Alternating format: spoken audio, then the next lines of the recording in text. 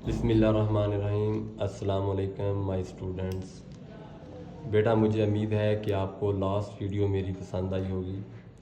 मैं आपसे उम्मीद करता हूं कि आप मेरे इस चैनल को सब्सक्राइब करेंगे, मैथ विद नूर। बेटा, हमने चैप्टर स्टार्ट किया था 7 और 7 चैप्टर में हमने पहले 3 क्वेश्चन लास्ट वीडियो में सॉल्व किए थे। आज जो मेरा क्वेश्चन है इस एक्सरसाइज का 7.1 का 4, उसको सॉल्व करने जा रहे हैं हम। Question number 4। क्वेश्चन नंबर 4 में बेटा ऐसे है कि find the sum of vector A B and C D और गिवन द पॉइंट्स। हमारे पास बेटा पॉइंट गिवन है। एक हमारे पास ए की वैल्यू गिवन है, ये पॉइंट है, वो है 1 और -1। बी की वैल्यू हमारे पास है 2 और 0। सी की वैल्यू हमारे पास है -1 और 3। डी की वैल्यू हमारे पास है बेटा -2 और 2। ये हमें पॉइंट्स गिवन है और हमने बेटा फाइंड क्या करना है, हमने ए बी वेक्टर और सी डी वेक्टर पे इनका बेटा सम फाइंड करना है। ये रिक्वायरमेंट है इस क्वेश्चन की। तो पहले हम ऐसे करेंगे कि ए बी फाइंड करेंगे। ए बी फाइंड करने के लिए हमने कल पढ़ा था कि पोजीशन वेक्टर ऑफ बी, पहले इसमें से सब्ट्रैक्ट कर देंगे पोजीशन वेक्टर ऑफ ए। अब position vector of B, B की वैल्यू हमारे पास है 2 और 0 और ए की वैल्यू हमारे पास है 1 -1। फर्स्ट एलिमेंट बेटा फर्स्ट के साथ सब्ट्रैक्ट करेंगे और सेकंड एलिमेंट सेकंड के साथ, ये माइनस माइनस प्लस हो जाएगा। यहाँ हमारे पास 1 और 1 इसकी वैल्यू आ जाएगी। ये हमने अभी ए बी फाइंड किया है और इसी तरह अब हम सी डी फाइंड करेंगे। सी डी वो फाइंड करने के लिए पहले हम पोजीशन वेक्टर जो हैं वो लिखेंगे डी के और सब्ट्रैक्ट कर देंगे पोजीशन वेक्टर ऑफ सी। अब डी के जो आपके पास कंपोनेंट हैं वो है -2 और 2 और सी की जो वैल्यू है वो -1 और 3। बेटा इसमें हमने फर्स्ट एलिमेंट को फर्स्ट के साथ, लेकिन ये माइनस माइनस प्लस हो जाएगा 2 और -3। यहाँ आपके पास बेटा वैल्यू मिलेगी आपके पास -1 और -1। ये हमने वेक्टर फाइंड कर लिया है सी डी। लेकिन क्वेश्चन की रिक्वायरमेंट ये थी कि हमने इस क्वेश्चन में इन ए बी और सी डी का सम फाइंड करना था। सम फाइंड करने के लिए हमारे पास ए बी और सी डी, ए बी जो है हमारे पास हमने जो फाइंड किया है उसकी हमारे पास वैल्यू है 1 और 1 प्लस सी डी की वैल्यू -1 और -1। फर्स्ट वाले एलिमेंट को फर्स्ट वाले में ऐड कर देंगे और सेकंड एलिमेंट को सेकंड में ऐड कर देंगे। ये देखें, ये भी वैल्यू 0 और 0, यानी ए बी और सी डी का जो सम है वो हमारे पास नल वेक्टर आ जाएगा। ये हमारा क्वेश्चन है, नल वेक्टर फाइंड इनका सम। अब इसी तरह बेटा हम क्वेश्चन सॉल्व करेंगे इसी एक्सरसाइज का क्वेश्चन नंबर 5। इसकी स्टेटमेंट इस तरह से है कि find vector from point A to origin.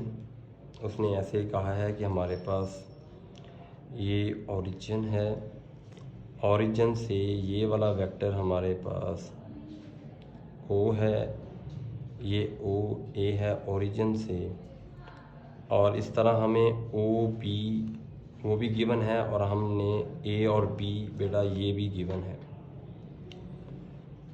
Question की स्टेटमेंट के अंदर गिवन हमें ए बी है, इसकी वैल्यू हमारे पास है 4i-2j, ये गिवन है बेटा।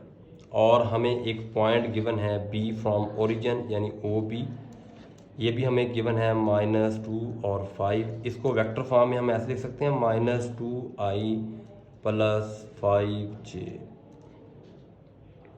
और उसकी रिक्वायरमेंट है कि आप इसमें ओ ए फाइंड करें अकॉर्डिंग टू कंडीशन।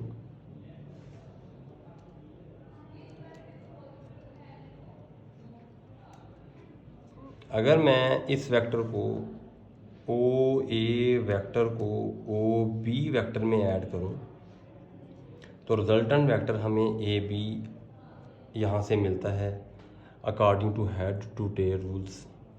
मुझे ओ ए की ज़रूरत है, मैं ए बी को दूसरी तरफ शिफ्ट कर दूंगा नेगेटिव साइन के साथ। ए बी जो है वो हमारे पास गिवन था 4i minus 2j। A B बेटा ये वेक्टर फॉर्म में हमने लिखा था -2i प्लस 5j। नेगेटिव का साइन है, इस ब्रैकेट यूज़ करेंगे। आप ब्रैकेट को पहले ओपन करें तो +2i माइनस 5j, तो ये बन गया आपके पास 6i 7j। और ये बेटा हमारा रिक्वायर वेक्टर है। ये हमारे पास क्वेश्चन नंबर 5। अभी हम इसी एक्सरसाइज का क्वेश्चन नंबर 6 भी सॉल्व करेंगे, जिसमें हमें गिवन होगा एक वेक्टर। जैसे उसका फर्स्ट पार्ट, सेकंड पार्ट, हम इसका सेकंड पार्ट सॉल्व कर रहे हैं। इसके अंदर हमें ये वेक्टर गिवन है 1/2i √3/2j। ये हमें गिवन है बेटा। और हमने क्या फाइंड करना है, इस वेक्टर का यूनिट वेक्टर। यूनिट वेक्टर के ऊपर कैप होता है, यूनिट वेक्टर फाइंड करना है। तो सबसे पहले हमें यूनिट वेक्टर के फार्मूले का पता होना चाहिए। यूनिट वेक्टर में क्या होता है, ऊपर वेक्टर नीचे वेक्टर की मैग्नीट्यूड। वही कंसेप्ट जो पहले हम पढ़ चुके हैं कि वेक्टर की मैग्नीट्यूड कैसे फाइंड करना, मेन वही काम है इसके अंदर। यूनिट वेक्टर फाइंड करने के लिए मैग्नीट्यूड फाइंड करें। कल भी हमने ये काम किया था, लास्ट वीडियो में भी। 1/2 स्केलर लेंगे, इनका स्केयर, √3/2 इसका भी स्केयर। आप ऐसे करें, इसका 1/4 3/4 स्केयर ओपन करें, स्केयर रूट में ही एलसीएम लें। 1 + 3 तो बेटा ये बन जाएगा 4/4 और 1 का जो स्केयर रूट 1 होता है, यानी इस वेक्टर की जो मैग्नीट्यूड है वो हमारे पास है 1। मैग्नीट्यूड इस वेक्टर की क्या है। अभी हमने पढ़ा है कि यूनिट वेक्टर फाइंड करने के लिए वेक्टर की ज़रूरत होती है और वेक्टर की मैग्नीट्यूड की। वेक्टर हमारे पास ये है 1/2, ये भी गिवन था, हमने पुट कर दिया और मैग्नीट्यूड 1 के इक्वल है। और 1 से डिवाइड करें तो इसके ऊपर कोई फ़र्क नहीं पड़ता, तो हमारे पास 1/2i और 3√2j ये हमारे पास रिक्वायर यूनिट वेक्टर है। ये हमारे पास है क्वेश्चन नंबर 6। अब बेटा हम इसी एक्सरसाइज का क्वेश्चन नंबर 7 सॉल्व करेंगे। क्वेश्चन नंबर 7,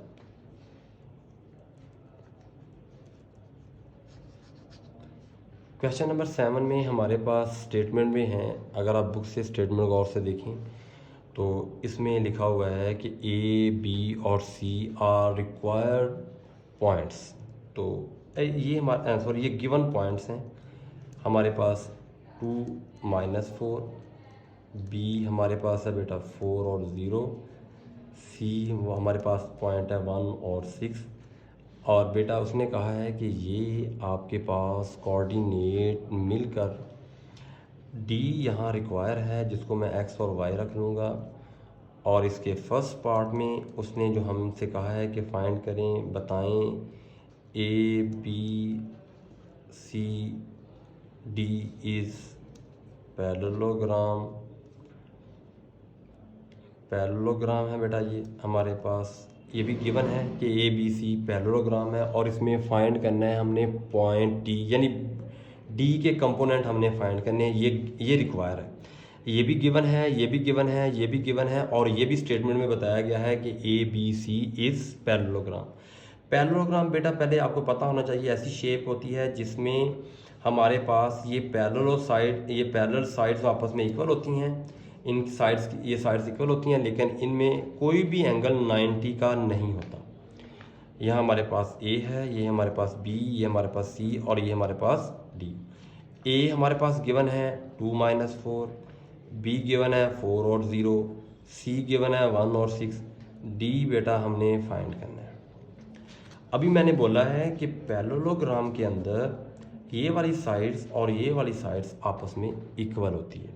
इट मीन हम ऐसे लिख सकते हैं कि ए बी आपका डी सी के इक्वल है, और इस तरह ए डी जो है वो आपका बी सी के इक्वल है। ए बी जो है अभी हमने फाइंड करना है, तो ए बी में हम पहले की तरह position vector of B minus position vector of A. तो बी के एलिमेंट जो हमारे पास हैं वो 4 और 0, और ए के जो हमारे एलिमेंट हैं 2 और -4।